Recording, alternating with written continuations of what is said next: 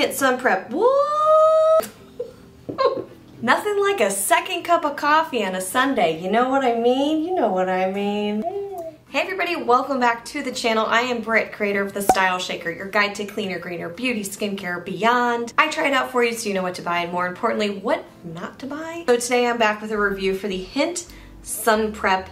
This is a combination prep, primer, SPF, all in one bottle, this bottle. And I'm gonna tell you all about it. If you wanna learn more about this, then stick around and let's get into it. A couple things. First thing, you guys always ask what I'm wearing for lipstick, and I wanted to let you know at the get-go, at the jump. It's the Kjaer Weis new Nudes lipstick in Genuine. I'm wearing that combined with an RMS lip shine in Sacred. Also, purchase this product. No one's paying me to say any of the following. You're getting my honest opinion like you always do over here. Speaking of my honest opinion, if you enjoy having it and you want to continue hearing these reviews, then make sure you give this video a thumbs up. It really helps support the channel. And don't forget to subscribe as well so you don't miss upcoming reviews like this one. All right, so I'm going to start with the scorecard, and then at the end of the video, you will receive my final verdict. First, what's this about in a nutshell? It's an SPF 25 broad spectrum sunscreen, $55. It's expensive.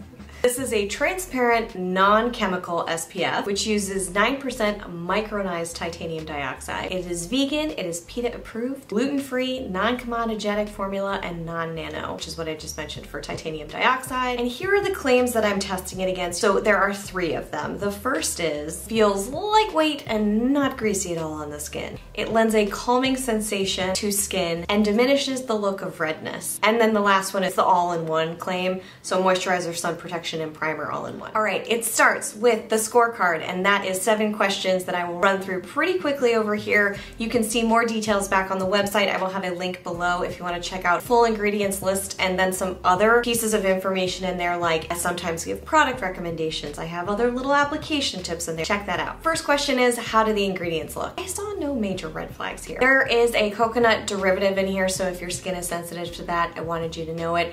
There's some information about sodium hyaluronate. I am not a cosmetic chemist, but I dug a little bit further into that ingredient. I was kind of curious, so I put the research back on the post if you want to see it, but overall, no big red flags here. Does it smooth the surface of the skin for easy application? When you prep the skin, when you prime the skin, that's usually what you're looking for most of the time. I did find this to be incredibly lightweight and almost refreshing upon application, but I wouldn't say this is the primer, like the straight up primer that a lot of people have used to fill in fine lines, even out skin texture. This is more of a lightweight moisturizing base, and that is how it really was a prep and primer for me. Overall there, it got a 3 out of 5 on the scorecard. Does it help makeup look fresh and last all day like most primers or preps do? My skin felt moisturized. I already had some moisturization on. I have some prep with oils and stuff that I use in the morning. It's just part of my everyday routine. This was really a nice addition to that. It didn't make things really greasy, which was nice. So lighter weight in hot weather, I feel like this could be a nice addition to the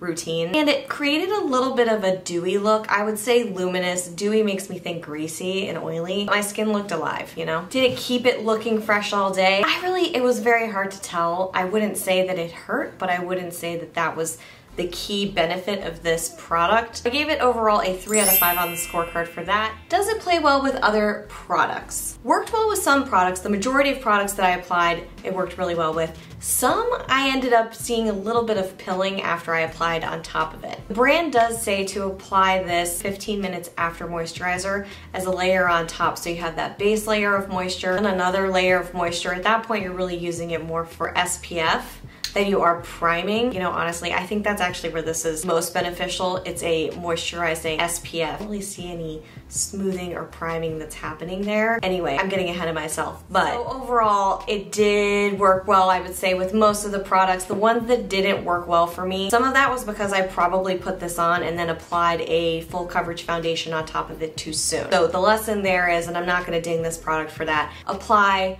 give it a second to settle in, give it a second for your skin to adjust, and then apply some products on top. Like a 14E foundation is the one that ended up pilling. However, I could use a Suntegrity product on top and had no issues. Overall, I got a 3 out of 5 on the scorecard there. Again, because they used the word priming in this product, I'm rating it as a part primer. It's tricky. This is kind of like a miscategorized product in my opinion. We'll continue through the scorecard here. There's only a couple questions left anyway. So, does this minimize pores? This product is not meant to minimize pores, so I can't rate it against that. That wouldn't be fair, and I don't want to do that here. So instead, speaking to moisture and how that helps to prep the skin with makeup application on top. It felt really nice on my skin, didn't notice it. The scent is actually really lovely too. It's like a lightweight, not floral, but it's a little fruitier, or I don't know what it is, but it's lightweight and fresh. It's a very fresh scent. It dissipates after you put it on, and I couldn't feel it at all. And it reminded me a lot of the Jane Iredale Beauty Prep, which is one of my all-time favorite products. I love that stuff. It just doesn't have SPF in it, so this is like that,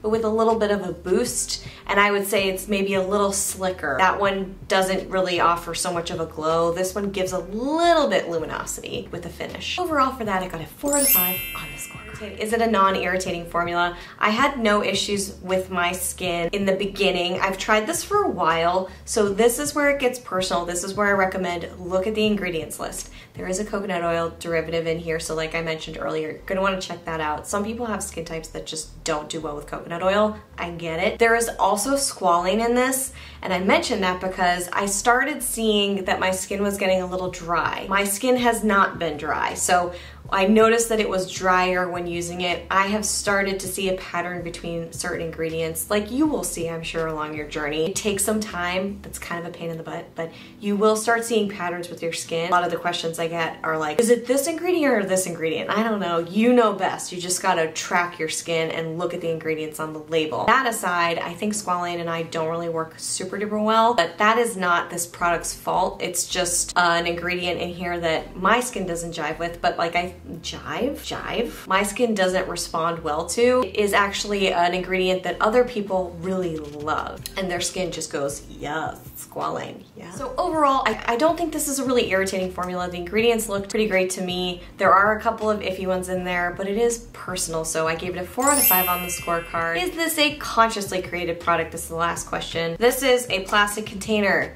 I don't like plastic containers anymore. Like at this point, we should be moving towards refillable containers. I know you can probably send this back to Credo and have it recycled. TerraCycle options are available, but I'm moving further away from just relying on recycling because really nobody does it. So while this is checking all the boxes, vegan, PETA approved, gluten-free, non-comedogenic, non-nano SPF, those are all incredibly wonderful things to have in a product, and I want to stop there and just say I respect that. Thank you. I don't just want to be like, why did you put it in plastic? There has to be a lot of work and a lot of money that goes into that step of the process.